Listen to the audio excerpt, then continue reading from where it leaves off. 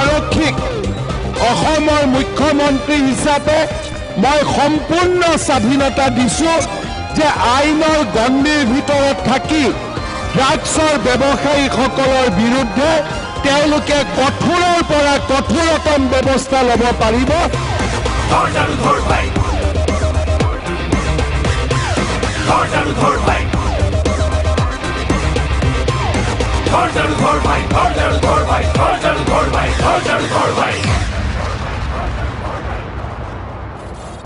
CRPCয়ে যি কাৰণত যি প্ৰয়োজনত অসম আৰক্ষীক অস্ত্ৰ ব্যৱহাৰ কৰিবলৈ অনুমতি দিছে সেই অনুমতি অসমৰ মুখ্যমন্ত্ৰী হিচাপে মই কাঢ়ি ল'ব নোৱাৰো।